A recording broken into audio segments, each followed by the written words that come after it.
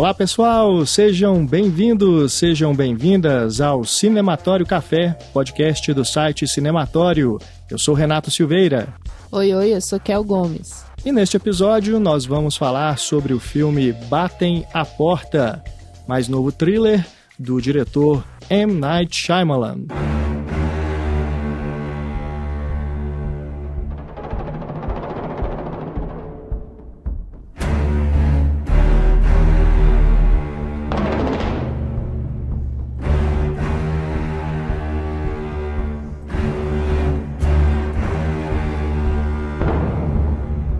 Batem à Porta, Knock at the Cabin, filme dirigido por M. Night Shyamalan e baseado no livro O Chalé no Fim do Mundo, do escritor Paul Tremblay.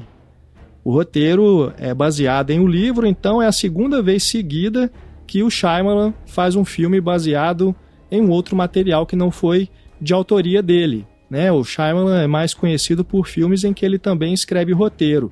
O roteiro original, né? Aqui no caso é uma adaptação, o Shyamalan também assina o roteiro junto com outros dois roteiristas que são o Steve Desmond e o Michael Sherman, que são iniciantes, podemos dizer, e estão aí trilhando, né, esse início de carreira em Hollywood. Eles vêm de um curta-metragem chamado Monsters, de 2015, que ganhou diversos prêmios.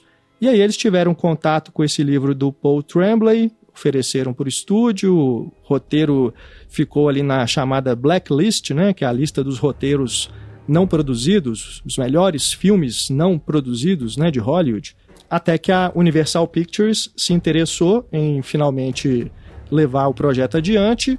O Shyamalan também se interessou em dirigir, inicialmente ele seria apenas o produtor, mas aí ele viu ali que o tema se encaixava dentro dos interesses dele, né, dos filmes que ele já fez, e assistindo a gente percebe claramente que os temas são bem recorrentes e inclusive há diálogos muito fortes com outros filmes do Shyamalan.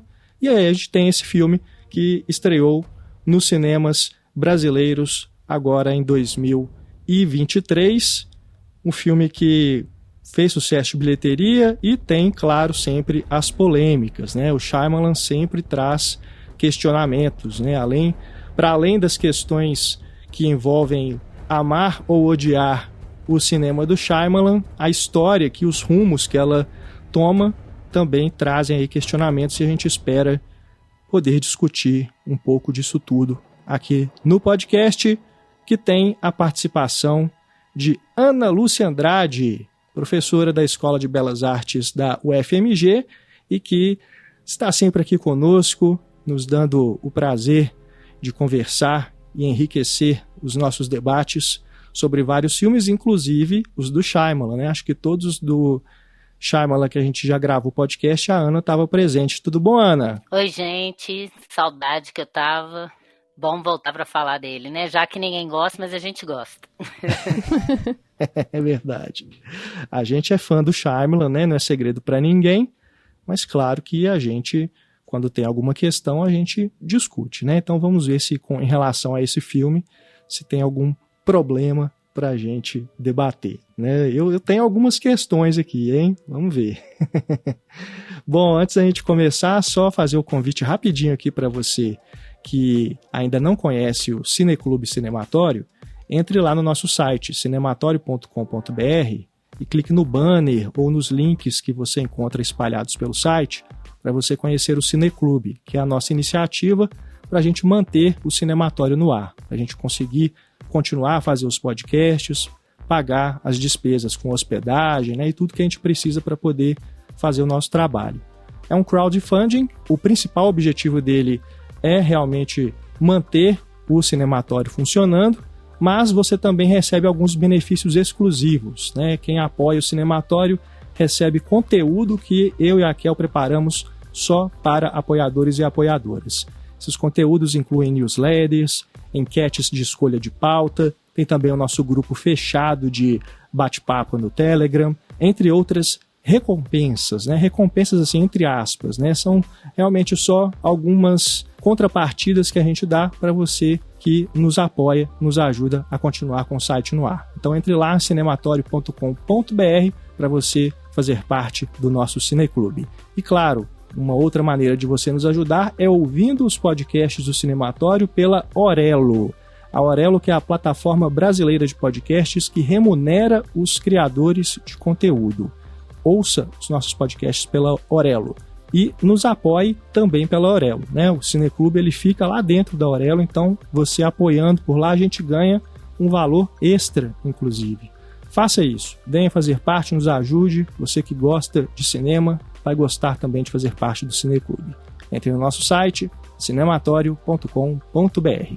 Se quiser mandar um e-mail para tirar alguma dúvida, é só escrever para contato@cinematório.com.br.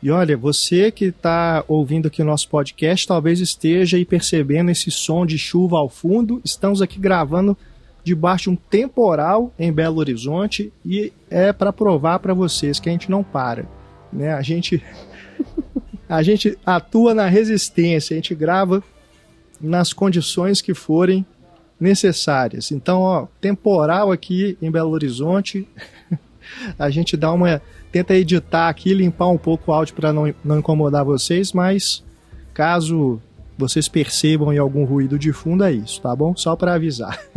Mas tem tudo a ver, né? Afinal de contas, a gente vai falar de um filme apocalíptico, um filme que fala sobre fim do mundo. E uma das questões do fim do mundo, né? Uma das formas de você destruir o mundo é com tempestades avassaladoras, não é, Kel? Apesar de que aqui no filme do Shyamalan a gente não tenha isso como uma das pragas, né? Mas acaba que está combinando com o clima do que a gente vai falar. Mas acaba que tem a praga da onda lá. Tsunami, né? Tsunami.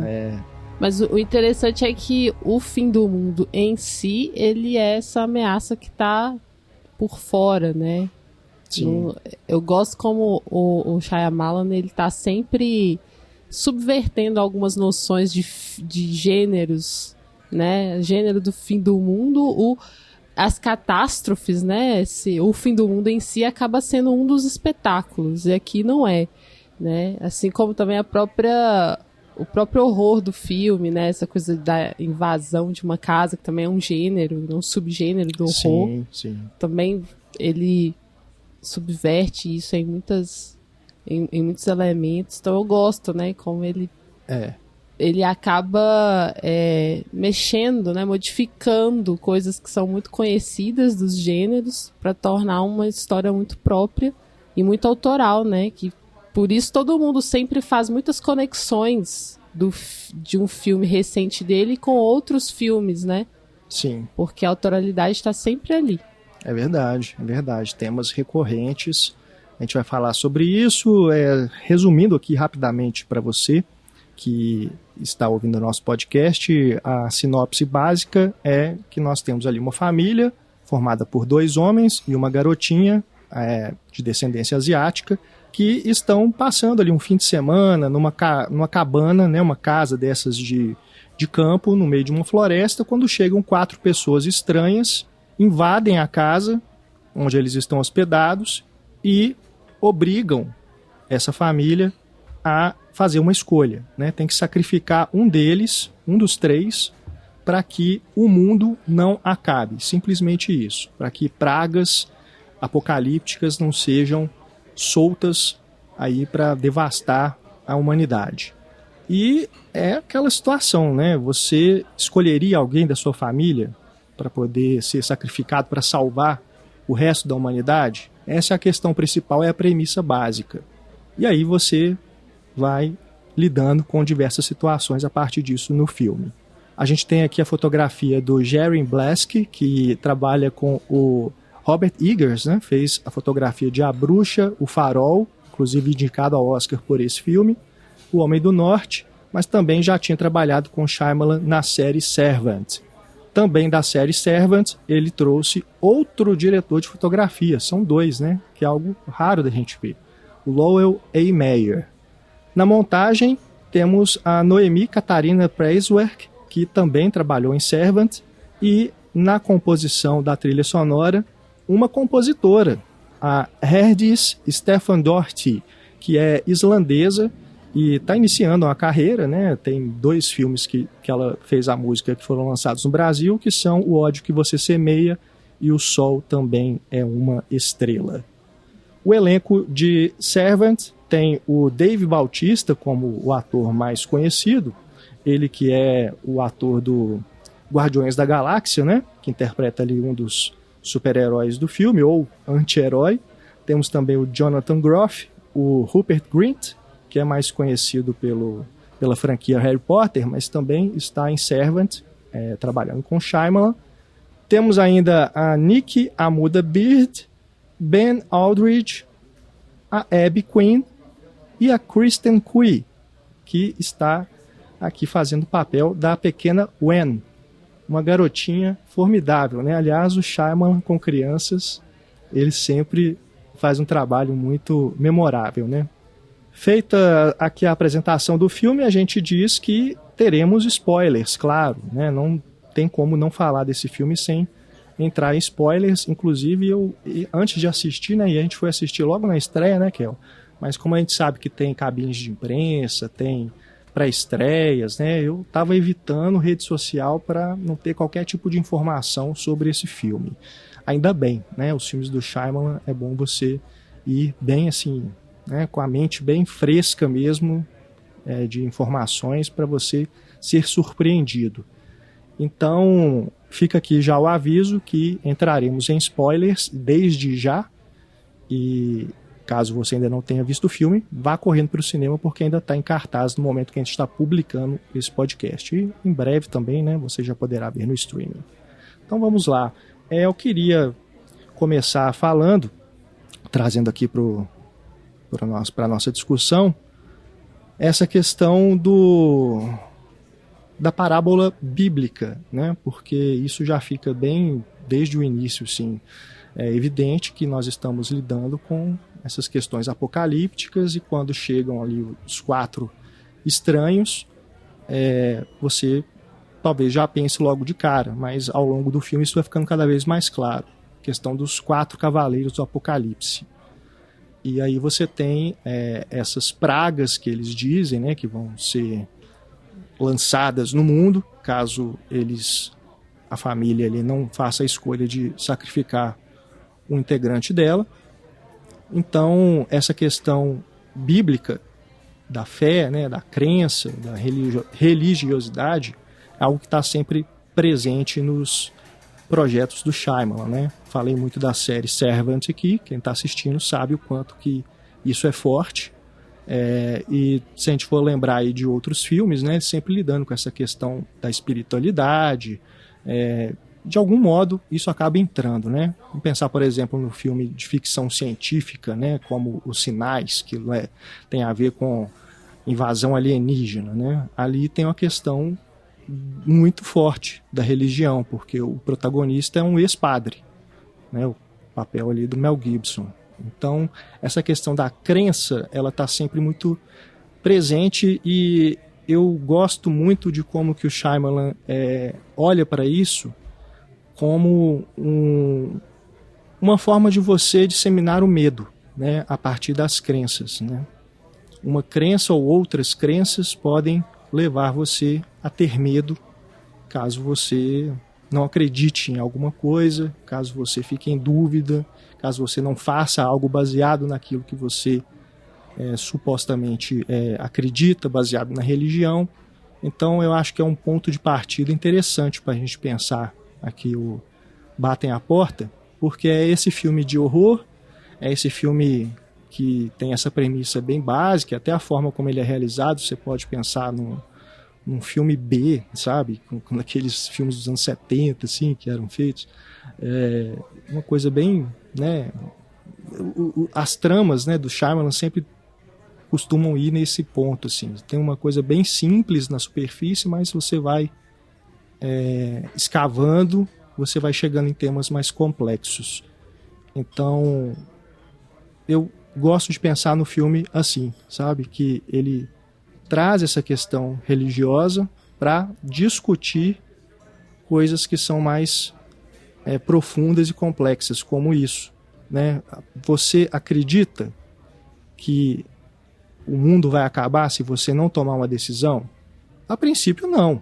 Mas depois que a primeira praga, né, é libertada ali no mundo, como é que você vai pensar nisso, né? Então, acho que ele vai alimentando o medo dos personagens e o nosso também a partir desse sistema de crenças. Eu também gosto bastante de como ele explora isso, né? Inclusive cinematograficamente, e sem cair em uma pregação, digamos assim. Ele respeita muito o espectador e a espectadora, né? Ele entende que nós somos ativos, né? Nós podemos percorrer esse filme e descobrir suas camadas e refletir, né, tirar as nossas conclusões ou não, ou ficar em dúvida. Então eu gosto como ele respeita a gente nesse sentido. Ele não está entregando respostas, ele não está entregando coisas fáceis, assim. Ele quer que você realmente seja ativo com o cinema dele e que pense essa questão da crença, tanto pelo lado positivo quanto pelo lado negativo, né? Como você falou, tem a questão do medo, né? Tem a questão da desconfiança, mas também tem a questão de certos valores, tem a crença no próprio amor, assim, né? Não é só uma crença em um Deus, em uma religião, mas é a crença em coisas maiores, né?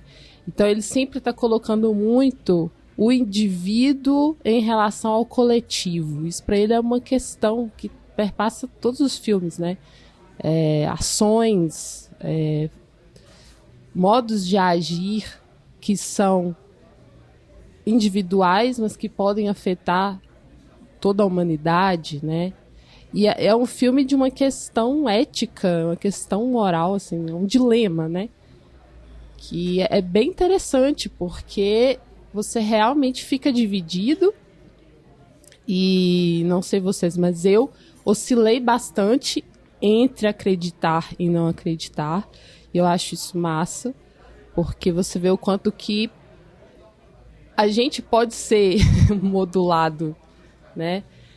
A gente pode estar entre uma coisa e outra, sabe? No filme, durante vários momentos, ora eu acreditava, ora eu falava, eu estava com o Andrew, ora eu estava muito com o Eric. Então, assim, isso é muito interessante, né? Ele cria a tensão e cria uma dúvida constante, né? Ele não tá a fim de te entregar essa resposta fácil, porque é um dilema mesmo, assim.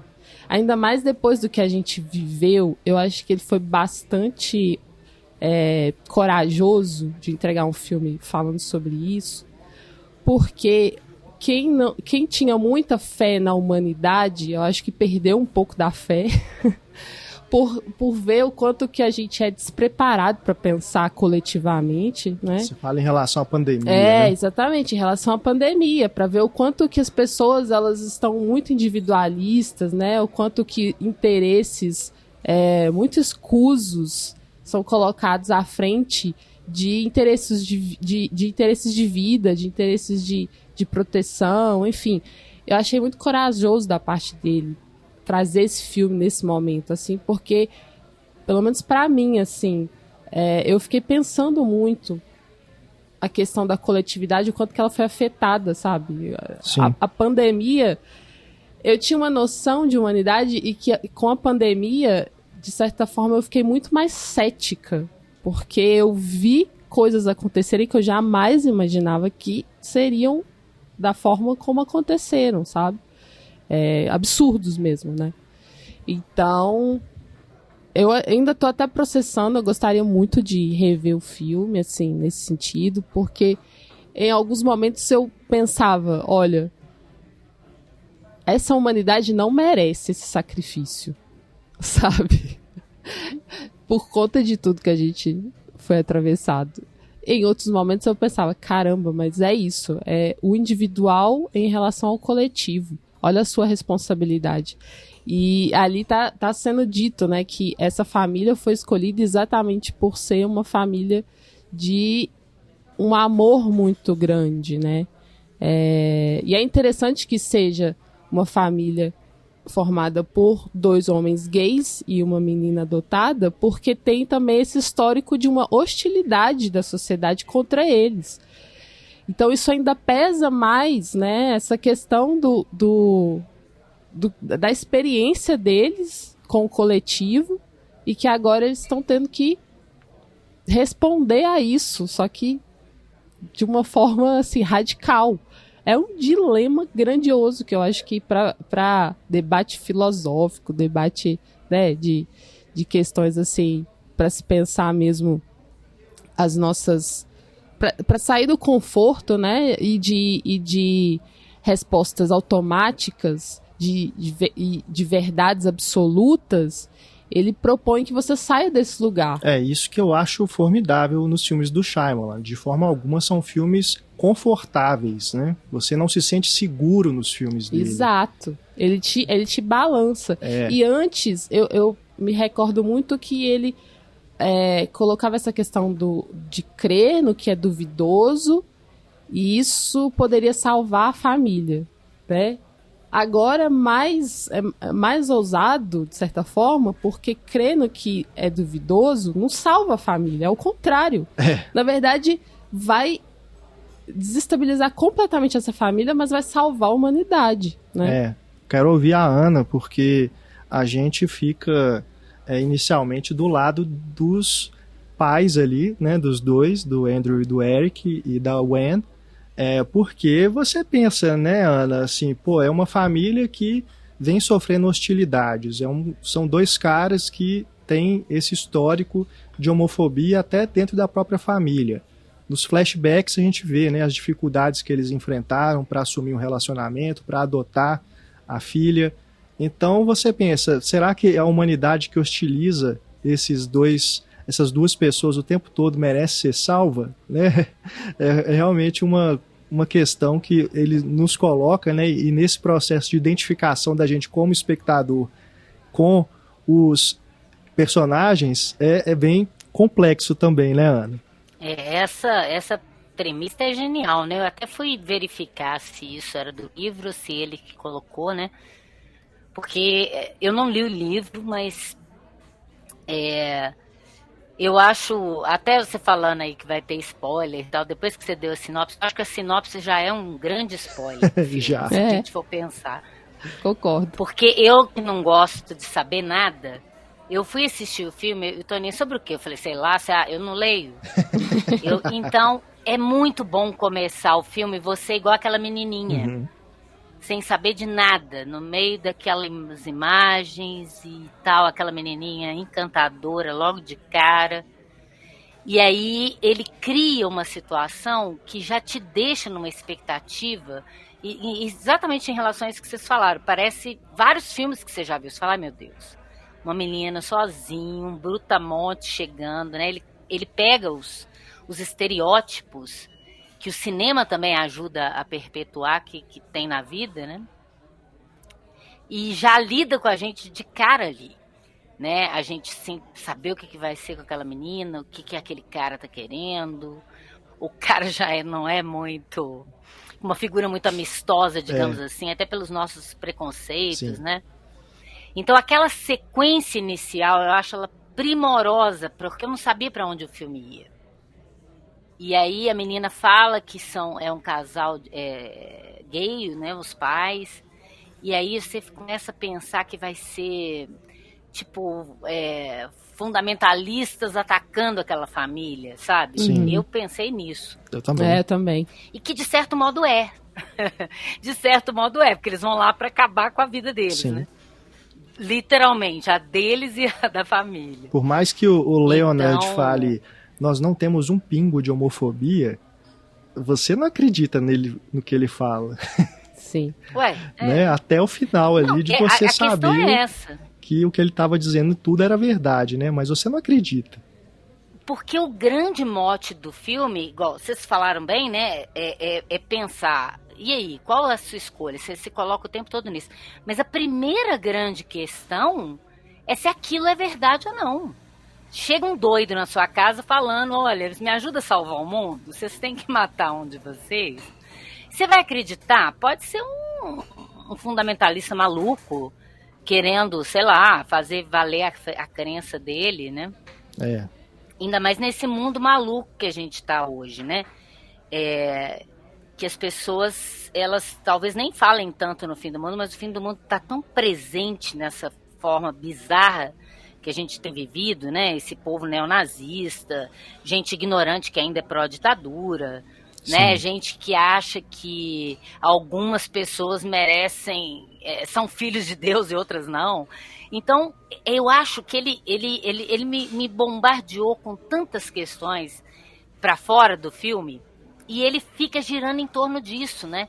Você fica preso ali naquela cabana, e é muito legal os flashbacks, eles dão até um respiro, porque a ordem que ele conta, porque é aquilo que eu sempre falo, né? Pode não gostar do Shyamalan, as histórias dele podem não ser tão boas assim, ou irem por caminhos que talvez não fossem o mais adequados, mas uma coisa ninguém pode duvidar, ele é um excelente contador de histórias, por pior história que seja. Exatamente. Então ele te conduz naquilo de uma forma, ele vai te levando pela mão para lugar nenhum, porque ele só fica rodando em volta daquilo e você fica com ele até o final. Eu, pelo menos, fiquei. Nossa. Né? Falei, gente, onde é que ele vai com essa história? Onde que ele tá? O que ele quer que eu pense? É isso que eu fico pensando. Porque ele não tá só interessado. A história é um fiozinho de história, se você pensar. Igual você falou. Ele não vai tratar o Apocalipse. Ele fez um filme barato, né? Ele trata por vídeo o Apocalipse. E aí ele pode fazer tudo bem barato e manter ali na casa com poucos atores, e nesse clima que a Raquel falou. Você tá com medo de sair de casa, as pessoas ficaram se sentindo mais seguras em casa. No primeiro momento da pandemia, todo mundo, a humanidade vai melhorar, as pessoas vão ser solidárias, o caramba, né? Então, aí de repente você tá lá tranquilo em casa e vem a ameaça de novo bater dentro da sua casa, né? Da casa de aluguel lá, sei lá, que é aquela cabana. Airbnb. Né, eu falei que esses filmes hoje em dia estão dando medo da gente, depois daquele também Man. Você fica com medo de Airbnb, né? Sim. Tem uma série de filmes que estão lidando com isso, né? Tem aquele Barbarian também, né? Que tá no Star Plus, tem aquele outro de um pessoal que aluga uma casa Airbnb, tem um doido vigiando eles lá. Tá tendo vários, tá virando subgênero. E geralmente são casas muito boas, num lugar muito massa de natureza, que é geralmente pra onde a gente quer fugir. Um lugar ermo que poderia acontecer qualquer merda, né? Sim. Então, eu acho assim, eu não sei se o livro vai nessa ordem, mas eu acho muito interessante como ele primeiro estabelece aquele diálogo, você acreditar que aquele brutamontes, pelos olhos de uma criança, né, não vai ser ninguém perigoso, para depois ele ir introduzindo a questão, né? Sim. E ser uma família que já seria perseguida já é uma premissa também. E aí essa ideia da mídia, você vai ter que acreditar porque a mídia está mostrando. Eles ficam até em dúvida no início, né? O cara lá mais cético falando, ele já gravou isso, né? Ele já sabia essa informação. Ele trouxe a informação que ele já tinha, né? Pronta para convencer a gente. Quer dizer, em quem você vai acreditar? Né? Eu até queria, assim, claro, a gente não vai mudar a história dos outros, né? Mas eu até queria que no final não tivesse apocalipse nenhum, fosse coisa de doido mesmo. Eu acho que ia ser mais legal, eu acho. E eles entraram na bizarrice toda, mas enfim, não sei qual seria o propósito, mas assim, talvez o povo até gostasse mais do filme. Eu vi as pessoas saindo do cinema meio, era isso o filme.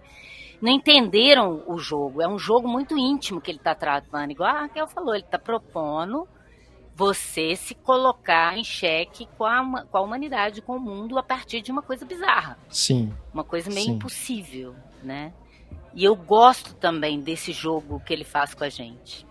Eu fiquei pensando muito no quanto que o próprio cinema do Shyamalan deixa a gente na expectativa de que algo não é aquilo que a gente está vendo, porque ele é famoso pelos plot twists, né? Pelas viradas na trama. E aqui o plot twist é não ter plot twist.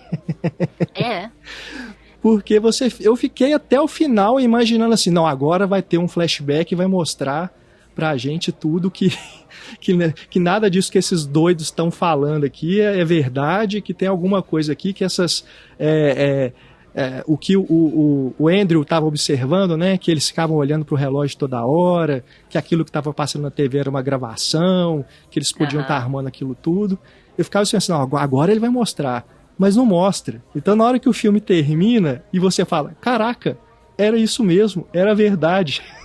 O mundo estava acabando. Você fica, porra, né? E aí eu fico imaginando assim, gente, a Bíblia, ela é um filme de terror completo. Se você for pegar as histórias ali, né, tudo que acontece, são tragédias atrás de tragédias.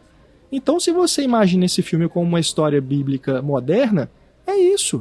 Você sacrificar alguém, sabe, da sua família, alguém que você ama, para poder evitar o fim do mundo, né? Quantas histórias na Bíblia tem essa situação, né? As catástrofes acontecendo, né? Então, eu fico imaginando, cara, se a Bíblia fosse para ser levada, sabe, a sério nesse sentido, de que as coisas ali aconteceram mesmo, é isso. Ou como um livro de histórias que podem ser adaptadas. História aconteceria. Como é que é? Ou como um livro de histórias que pode ser adaptadas para o cinema. Né?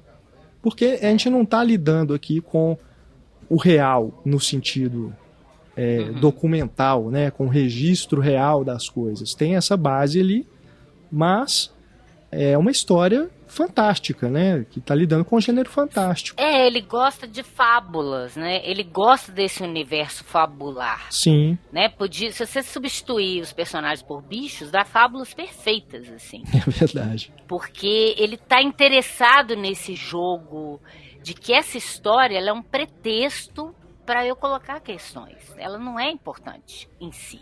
Isso. É o subtexto que importa. Né? Por isso que as pessoas, os críticos, eles não vou falar que eles erram, mas assim, eles vão por um caminho de análise do Shyamalan. Eu adoro a Isabella Boscov, mas ela ficou falando, a trama é muito insossa, eu já entendi tudo muito rápido, e aí o filme me perdeu. E aí no final, ele fica horas naquele final que não acaba. Eu acho aquele final tão interessante. Sim.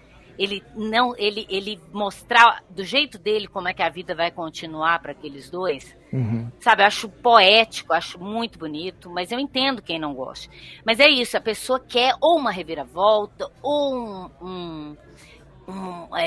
uma cena impressionante, uma coisa que... É isso, desde o Sexto Sentido eles estão esperando que o cara tava morto, né? Então... E as pessoas não sabem lidar com o que está interessando para ele na história, que está nos detalhes. E aí quando as pessoas pedem dele um tipo de dramaturgia que não é a que ele está afim de fazer. Por isso que eu brinquei, eu queria que no final e tal, mas não é o que ele está afim de fazer. Então você tem que tentar entender ele como um autor, como um artista que tem algo a dizer através do cinema, o que ele está querendo dizer com isso. Por que ele tá me contando essa história? Igual a gente falou sobre o Old lá, né? O último filme. Sim, Tempo. Que também as pessoas ficaram atentas, pegadas em detalhes inverossímeis. Isso não interessa. O Hitchcock falava, gente, as pessoas ficam preocupadas num filme que é tudo mentira em detalhes, como que esses planos são importantes para o governo. Não interessa. Isso é para mover. O Shyamalan faz MacGuffin do filme. Os resumos deles é MacGuffin. Sim. É um pretexto. Eu não acho que ele está preocupado realmente com aquela história. Não. Mas eu entendo que quem queira só ver a história fique chateado, porque cria expectativas que não são o que ele está querendo que você Eu tenho a impressão, né, de que é o que ele quer realmente que a história provoque em você. Por isso que igual você falou, você fica tenso. Você tá sempre esperando que vai vir alguma coisa de algum lugar. E é exatamente aí que ele te surpreende. Porque não vem, é aquilo mesmo, é aquele horror mesmo. Ele não sai desse lugar igual a gente já sabe o filme, a partir do momento, se você comprou, então, que é verdade, que não vai ter uma reviravolta, o que eles estão falando, vai morrer um por um dos cavaleiros, alguém vai morrer da família e pronto, vai dar paz ao mundo. Você já entendeu em meia hora, se você comprar, que a história vai ser essa. Né? E a questão é como é que ele continua te conduzindo ali a partir disso. E ele tem uma outra característica também que eu gostaria de falar, porque tem muito diretor bom que não tem essa característica, que ele sabe dirigir ator muito bem. Ele pega um ator às vezes ruim e ele transforma o ator num bom. Apesar do menino do Harry Potter estar um pouquinho over fora do tom, mas enfim. Eu acho que faz parte também dessa ideia de como ele é o primeiro, já é uma surpresa, assim, também. É tudo ele subvertendo a nossa expectativa para subversão maior, que é exatamente não ter uma expectativa maior a ser quebrada. Entende o que eu tô querendo dizer? Sim, o Dave Bautista é o maior exemplo disso, né? Que é um ator desses igual o Schwarzenegger, The Rock, né? Que são esses brutamontes que vieram do esporte, viraram atores. E aqui você vê uma interpretação mesmo, né? Ele consegue extrair do cara uma humanidade até, né? Doçura. Uma doçura, né? Ele é muito olhar gentil, dele. Doçura ele é muito mesmo. gentil. É. E é isso, né? Ele com a menininha é impressionante. Você acredita, você não acha que ele é um cretino enganando a menina. E é fundamental isso que eu tô falando. Essa primeira cena é fundamental para quando eles vão bater a porta. Sim. Total. Né? Que você já fica meio assim, né? Que você fala assim. Por isso que eu falei que talvez o personagem do Rupert Grint lá atrapalhe um pouco, porque ele é o único que parece fora do tom daquele grupo. Eu acreditaria mais ou menos naquele grupo, mas aquele menino deixa a gente com medo. Que foi o que aconteceu com o casal. Eu acho que ele brinca com isso, né? Sim. Ele faz a gente questionar muito a natureza das imagens. Exato. Então, por isso que eu acho que também tem essa questão das imagens criadas sobre determinados tipos de pessoas. Porque isso também são imagens. Então, é o que acontece com o personagem do Dave Bautista, o que acontece com o personagem, né, do Rupert, que é o Raymond, o nome dele, né? Então, Redmond, isso. Então, é isso, assim. Pra mim é um filme meio que experimento mesmo, sabe? E por isso que eu gosto muito quando a gente encontra a menina, ela tá fazendo um experimento também, né? Ela tá colocando gafanhotos dentro de um pote, porque ela quer observar as ações desses gafanhotos, as diferenças entre um e o outro, como eles agem em conjunto, como eles agem individualmente. E aí, pra mim, é o resumo, assim, do filme. É uma metáfora visual. É um experimento. Essa coisa dos gafanhotos no pote é uma metáfora visual pro próprio filme, pro próprio filme. Pro tema dele. E aí Todos que você nós, tem que inclusive. se engajar. É isso que eu acredito que ele, né, tá propondo pra você se engajar. Não tanto, né, nessa história, né, nessa história preguiça da família, ou desses 4 personagens também que você não tem noção nenhuma de onde vem. É aquele momento. Precisa de uma ação, precisa de uma escolha, de uma decisão, né? E o que envolve essa decisão? É pensar tudo o que envolve essa decisão, né, tão difícil. Né? E aí eu acho bem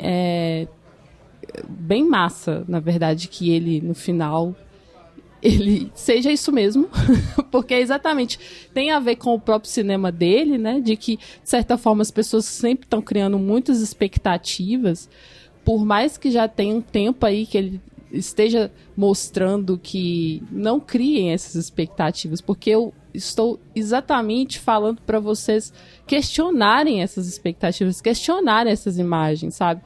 E a cada novo filme do Shyamalan se cria essas expectativas, não tem jeito. Então agora ele tá entregando meio que radicalmente, falando assim, não, é o que é. Vou quebrar a maldição, né? É tipo assim, eu vou quebrar essa maldição. é o que é e lide com isso. Em relação a esses filmes todos de apocalipse, né? Ou até, por exemplo, aquele Não Olhe Para Cima, vai acabar o mundo, então eu vou ficar com a minha família, eu vou salvar a minha família e foda-se o mundo. Eu quero estar com a minha família, não estou nem aí para o mundo. E ele vai para uma outra direção. Será que a sua família realmente é mais importante do que o mundo inteiro? Né? Até isso ele faz a gente colocar, que o próprio cinema já tinha construído isso como uma coisa unânime e ele manda isso pro saco, né? É verdade. Então eu acho que ele investe essa questão sempre presente em filmes desse tipo, né? Que você sempre entende, né? Toda vez que o mundo vai acabar, o que você faz? Eu ia procurar alguém que eu goste, ficar com alguém que eu goste e tal, não sei o quê. Né? Estamos juntos até o final, né? Então ele o gesto do menino também, que é talvez o parceiro mais bem resolvido, né? Do que o outro que sofreu preconceito da família e tal, que tá mais cético. Eu acho isso bem interessante também, até como ele coloca isso. A partir de parecendo um estereótipo, né, do parceiro mais delicado, mais sensível, e o outro mais... E que aprendeu a ficar assim, né, para poder dar conta de viver nesse mundo que não os aceita, né? Então seria muito fácil falar para esse mundo, vai se fuder, eu vou cuidar da minha família, eu tô aqui numa boa, nós temos uma família linda, somos felizes, temos uma menina linda, azar o mundo, né? Mas que mundo sobraria para eles, né? Se eles também escolhessem ficar entre eles, né? Então eu acho o jeito como ele vai nos conduzindo nisso parece bobo. Muita gente falando, nossa, o filme não chega a lugar nenhum. Eu particularmente eu gosto. Acho que se fosse um filme bem hollywoodianesco, ele ia fazer adaptar o livro, porque eu não sei como é o livro, mas enfim, ele ia adaptar mostrando antes esses 4 tendo as visões, Sim. Talvez, indo lá, mostrar flashbacks dessas pessoas, construir, igual teve gente, esses personagens não são construídos. Gente, pelo amor de Deus. Não tem que construir, gente, eles são estereótipos, são os 4 cavaleiros do apocalipse. Esse povo tá fazendo muito curso de roteiro, sabe? E analisando tudo em relação a isso. O que você quer mais? Para. Ele não é o Bergman. O cinema não Sabe, não é feito numa forma, numa receita de bolo, não. Quer ver Bergman, quer ver, tipo... etapas de um roteiro X, né, de um modelo de roteiro X, quer ver funcionalidade muito restrita. O povo quer ver Bergman em tudo. E depois reclama que é tudo igual. Tá tudo igual, tudo repete o mesmo modelo. Aí quando alguém tenta sair disso, o cara também não fez nada que me surpreendesse. Gente, a crítica peca muito quando ela faz isso. Ela começa a querer que um filme seja aquilo que ela espera dele. Pelo amor de Deus, né? Pois é. Tem que ver mais filme para entender as coisas e ver, de fato, assim, o que é cinema, sabe? Não é ficar só estudando e ficar preso em teorias e fórmulas e modelos e etc. E desenvolver o espírito crítico, né? Enfim. Eu gosto muito, voltando aqui um pouco, dessa metáfora visual dos gafanhotos presos num pote, porque é algo que simboliza também para além do filme, né? Somos todos nós. A gente é um gafanhoto preso num pote, sendo que o vidro representaria essa barreira invisível da crença, sabe? A crença nos aprisiona nesse sentido. Você não está vendo porque você acredita, e enquanto você acredita naquilo, você não consegue ver uma maneira de ver uma outra realidade, né? Enxergar uma outra possibilidade, um outro caminho, né? Você vai continuar sempre preso ali. Renato. Então eu gosto como o filme trabalha nisso, porque é também um filme que está falando sobre questões contemporâneas, como as fake news. Sim. Né? Eu fico pensando assim, imagina, as pessoas ficam acreditando nesse monte de mentirada que circula em WhatsApp. O dia que tiver alguma coisa ali que for verdade e a pessoa não acreditar, ela se ferra, né? Então eu fico imaginando isso, assim, a própria questão ali que o filme mesmo coloca, né, que eu acho isso muito interessante, quando eles ligam a televisão para mostrar alguma coisa das pragas acontecendo, né, o terremoto, o vírus lá se espalhando, né, a onda gigante, etc. Você duvidar das imagens midiáticas é algo muito contemporâneo. Eu me lembro muito bem quando caiu um meteoro, acho que foi na Rússia, e tinha gente filmando na estrada, né, a hora que ele passou, assim, que quando aquela imagem foi divulgada nos noticiários, muita gente começou a achar que era mentira, que aquilo não estava acontecendo. Então, sabe, é uma coisa assim, de você questionar o poder dessas imagens que são tão difundidas hoje em dia, né? Hoje a gente tem muito mais acesso a imagens de várias fontes que você duvida mesmo. É verdade. Como que aquilo foi feito. É mesmo. Né? Então, eu acho que o filme lidar com isso também é muito interessante, né? E entra também nisso que eu falei, dessa barreira invisível, que é a crença, né? Que aí você pode levar para vários caminhos, para religião, para essa crença no midiático, para a crença no que uma pessoa conta para você, né? Não, muito boa essa metáfora aí do vidro, Renato. E uma coisa também que eu acho interessante é como que o Shyamalan, a gente sabe, né? Um grande diretor, né? Ele enquadra muito bem as cenas, né? O uso que ele faz aqui de close-ups é muito forte, né? E muito eficaz. A direção da cena, aquela cena na hora que eles invadem a casa, aquilo é de uma tensão tamanha que parece uma cena de um filme de ação, assim, dos melhores, né? Ele dirige aquilo muito bem, muito bem. Mas é muito interessante também você pensar no que está fora de quadro e o quanto que isso também é muito importante. Você não vê as mortes, por exemplo, né, dos 4 cavaleiros. Tirando o Dave Bautista que corta a própria garganta, os outros, o que acontece com eles, né, você só vê o golpe sendo dado, mas você não vê o sangue lá. Isso tudo está fora de quadro. E várias outras coisas que acontecem no filme também estão fora de quadro, inclusive o tiro final. Né, quando o Eric e o Andrew estão lá na cabana e está tudo acabando, depois você só escuta o barulho e o Andrew gritando o nome do Eric. Você não viu o que aconteceu. Você imagina, claro, né, diante do que o filme nos apresentou até ali, as regras, né, que ele cria, que não pode ter um suicídio e nada assim, mas ele não te mostra, né? Então ele cria também uma dúvida, assim. Então é mais uma camada dessa. O que você acredita? Você acredita no que você está vendo ou no que você está imaginando, né, que seja verdade? Então eu acho muito legal, sabe? Quanto mais eu penso no filme, mais eu gosto, sim, de como que esse tema principal está inserido ali sabe, em cada parte ali, em cada subtrama, em cada elemento desenvolvido ali na dramaturgia, na mise-en-scène, sabe? É um filme, exatamente. É um filme que ganha na própria camadas. Linguagem de cinema, né? Porque é a linguagem de cinema que te faz acreditar que aquele som que você ouve e todo aquele clima que foi construído ali, então aquilo te indica que o que está acontecendo com aquela pessoa é que ela está sofrendo uma violência, né? Então, assim, existe isso também, de pensar o quanto que crença ela tá presente em várias camadas mesmo, assim. E eu lembro muito da trilogia, né? De Vidro, Fragmentado e tal. Como que a mídia era importante, tão importante que, né, no final ali do filme era um modo de resolver. Sim. Né?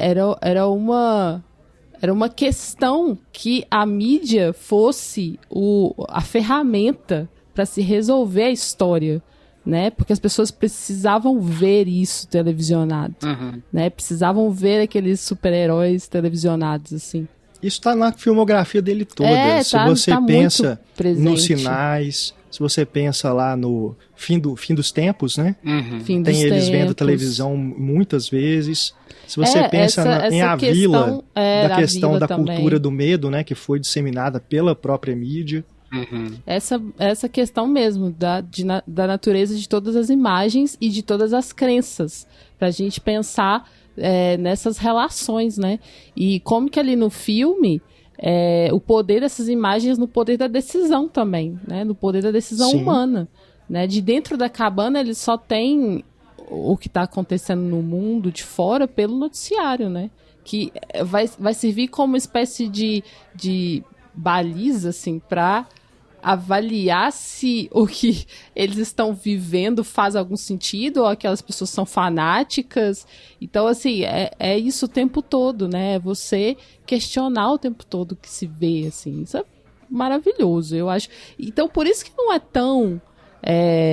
a história em si, como, né, a gente está dizendo aqui, ela não é tão interessante, mas é o que esse experimento está propondo para a gente enquanto reflexão, assim, né, e enquanto reflexão de pensamento mesmo, de um mundo que a gente vive e assim, bombardeado de imagens de todos os lados, gente.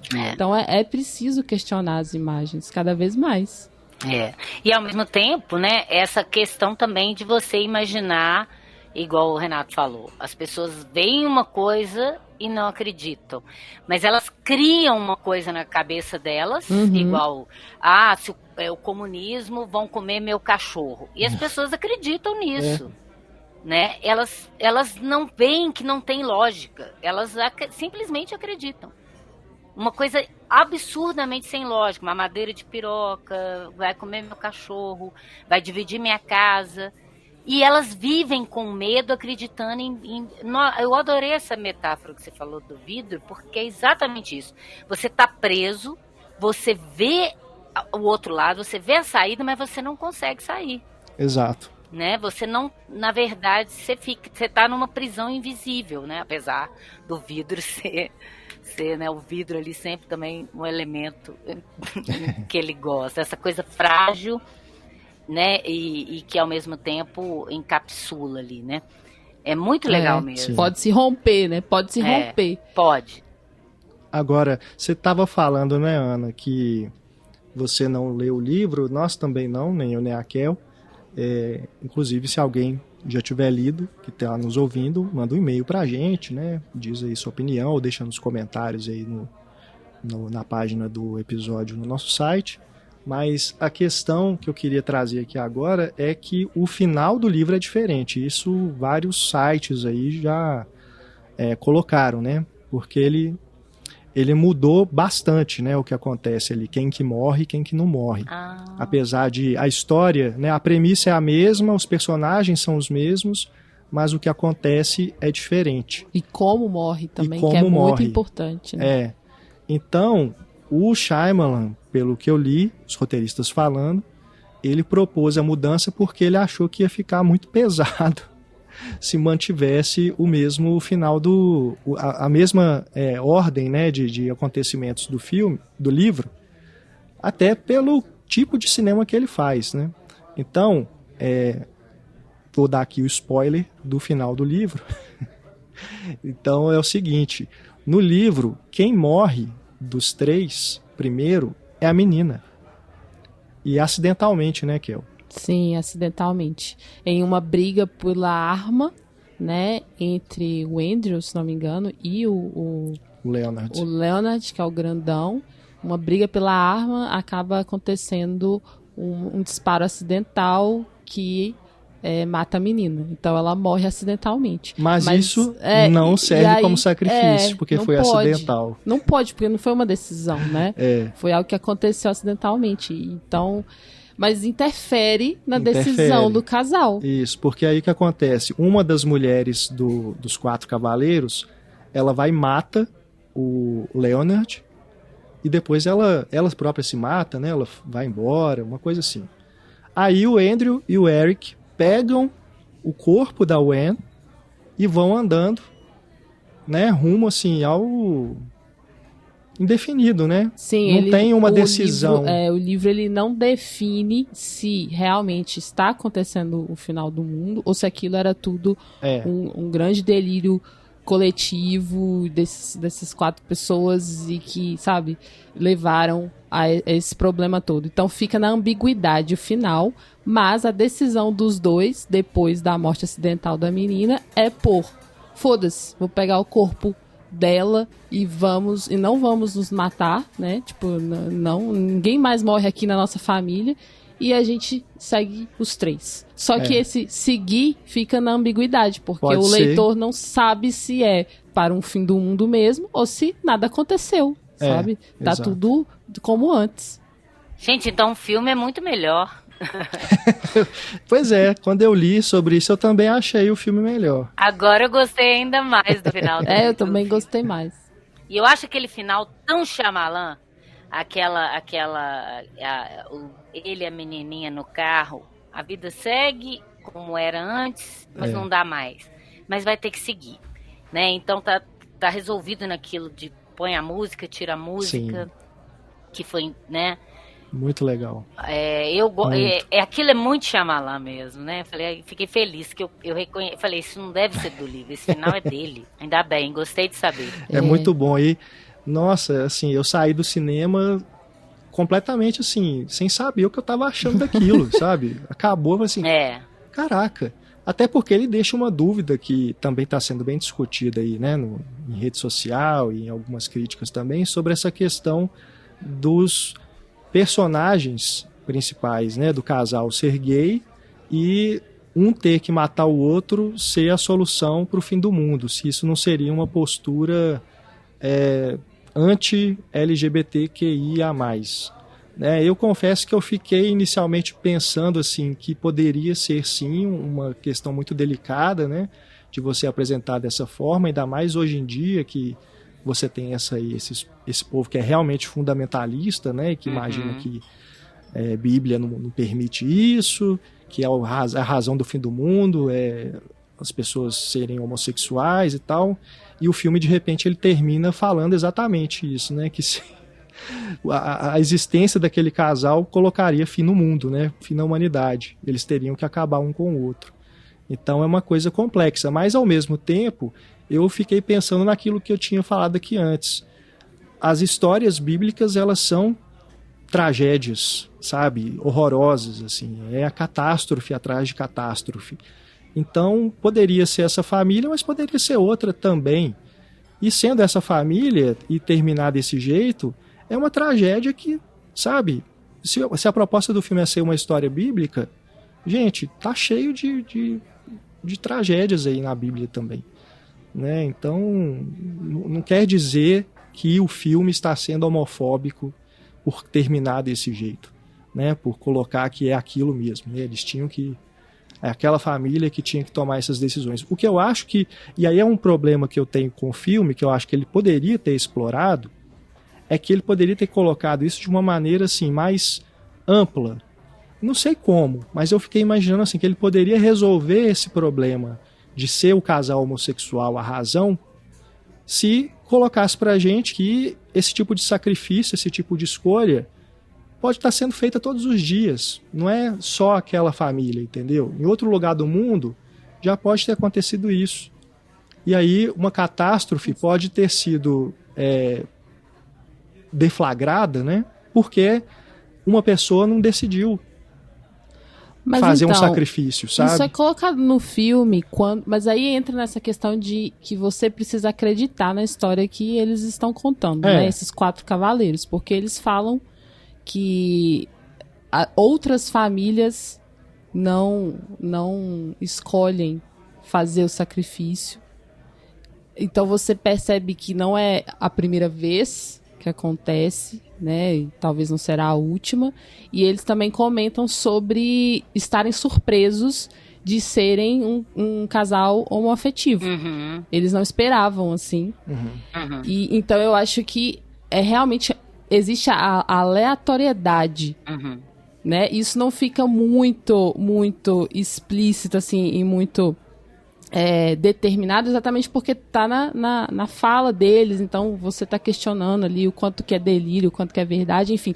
Mas dessas regras, né, de funcionamento desse experimento, eu entendi que existe essa aleatoriedade, que eles não sabem que família vão encontrar, que é só o momento de invadir a casa que eles sabem, que eles identificam. Bom, é essa família que eu tenho que fazer, mas eles não sabem quem são essa família. Então, eu acho que realmente é um questionamento válido, porque, de fato, existe essa relação, né? Muito homofóbica, muito LGBTQI, a mais fóbica, na verdade, de que, sei lá, problemas do mundo são devido, né, aos relacionamentos homoafetivos e tal. Então, tem realmente, sabe, essa problemáticazinha, digamos. Eu acho que não é algo simples, não. É algo que realmente pode gerar aí uma controvérsia, sabe? Mas, ao mesmo tempo, o filme nos dá indícios de que não é por eles serem LGBTQIA+, que acontece o que acontece, né? O que, tipo assim, que o sacrifício tem que acontecer. Na verdade, eu acho até muito bonito como o Andrew demonstra uma total confiança no Eric, porque ele tá o tempo todo dizendo que esses caras não estão falando a verdade, você tem que ser racional e tal, mas ele ama tanto essa pessoa que quando ele percebe que o Eric está tranquilo e resolvido com a própria decisão e que ele acredita que é isso que tem que ser feito, o Andrew respeita. Ele simplesmente respeita, porque o amor fala mais alto, assim, né? Exatamente. Então não é nem a questão de acreditar nos cavaleiros, mas acreditar no Eric, no que ele tá pedindo, no que ele tá falando. Eu quero fazer isso, eu preciso fazer isso. Sim. E tipo assim, o pessoal fundamentalista chupa que quem salvou o mundo foi um gay, entendeu? Exato. Então eu fiquei pensando assim, eu não tenho como falar pelo pessoal LGBTQIA+, se acharia isso ruim, eu não sei exatamente, se de repente o que a gente está achando legal, se eles achariam complicado. Mas eu acho interessante, primeiro, colocar essa família possível, sim, essa família que poderia salvar o mundo, não pelo sacrifício, mas, né, de tipo assim, talvez só pessoas muito sensíveis conseguissem resolver mesmo a se decidir pelo mundo, e não exatamente só pela sua família em si, enfim. E eu acho que tem essa coisa da aleatoriedade aí que vocês falaram, que por isso que eu pensei numa casa de Airbnb que parece assim, que mostra eles indo para casa, eles não conhecem a casa, então não é uma casa deles, dá a entender que é isso. Quer dizer, se outro grupo tivesse naquele momento alugado aquela casa, seria esse grupo que ia passar por isso. Né? A impressão que me deu foi essa. Né? Mas enfim, não sei. É porque a gente não tem acesso às visões que os cavaleiros tiveram, né? Eles falam que tiveram visões, mas a gente não tem acesso a isso. Mas eles não viram a família, né? Não viram. Eles não sabiam quem eram. Eles não sabem quem é a família, eles sabem que é alguém dentro da cabana. Inclusive, quando a Gwen tá falando o pai Eric e o pai Andrew, o Leonard, ele fala, mas por que você tá dizendo pai Andrew e pai Eric? Ela explica, não, porque para as pessoas entenderem que eu tô falando de um ou de outro. Aí que ele junta uma coisa na outra e pensa, bom, estou diante de uma família homoafetiva. Essa é a família. Aí é que eu acho que tem a chave pra gente não entender que o filme está colocando a questão anti-LGBT.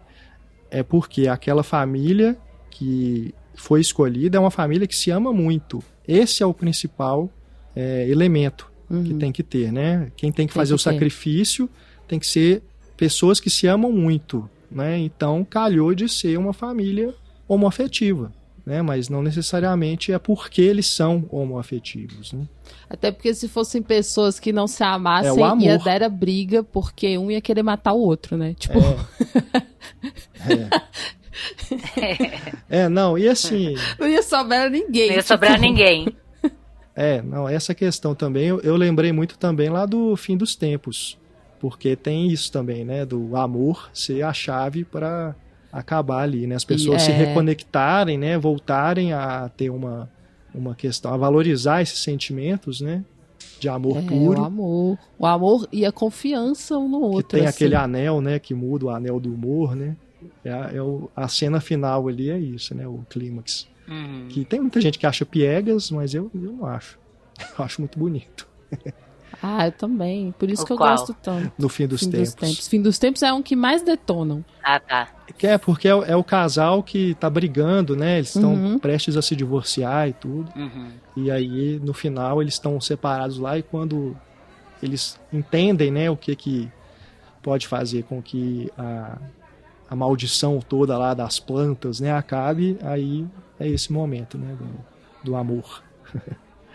Mas enfim, gente, é isso, né? Os filmes do Shyamalan é sempre, né? Assim, você pode achar ruim, você pode achar bom, mas você não pode dizer que eles não trazem discussões interessantes, né? Pro bem ou pro mal, assim. Quem gosta, quem não gosta, sempre tem o que discutir sobre os filmes dele, né? Não são filmes que você passa despercebido, né? Quem não gosta vai ver assim mesmo, para poder falar mal.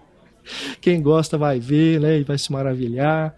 Então, eu acho que a gente começou 2023 muito bem com esse filme, né? O Hitchcock falava que, para ele, arte você ama ou odeia.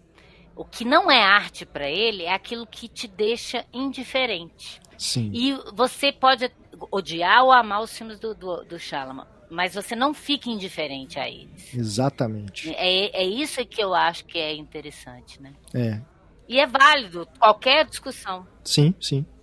E aqui a gente tem a ponta dele, a la Hitchcock, né, ali bem mais discreta do que em outros filmes recentes, né? Ele só faz ali uma aparição como apresentador de TV, né, num programa de variedades, parece que é um quadro de gastronomia, na verdade, ele tá vendendo uma air fryer. Ah, um negócio. Eu lembro que tinha uma coisa de comida. É isso que ele tá aquelas fazendo. propagandas, né? Entendi. Muito bom, gente. Ganhou verba da Air Fryer pra fazer o filme. Gente, considerações finais.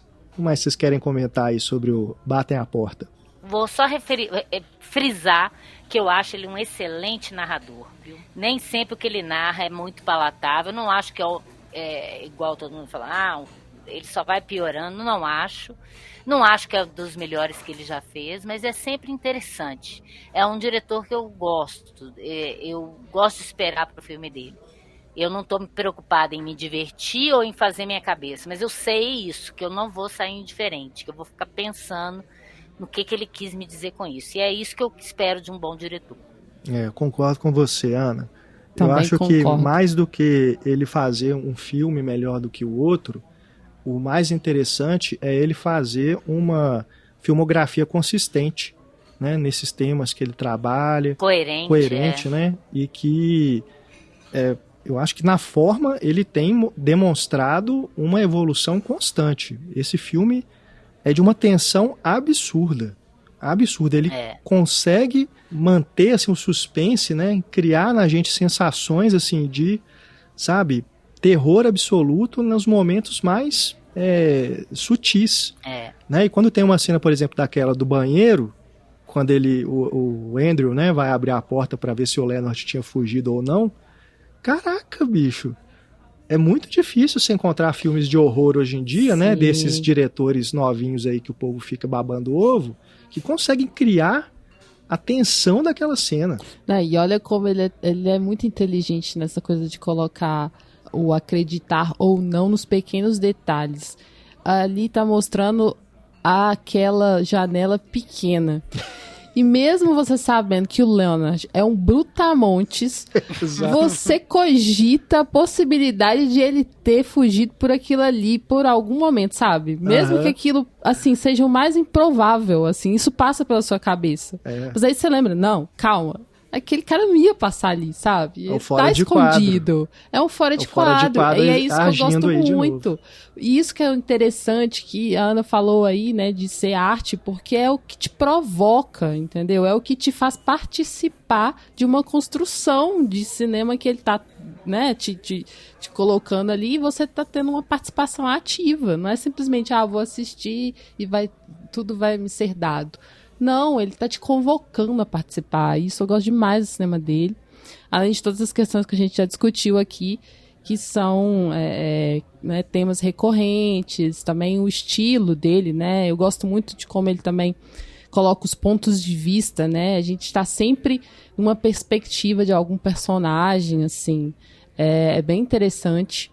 Então a gente fica muito junto dos personagens, assim, sentindo junto deles, assim, vivenciando junto deles aquela situação.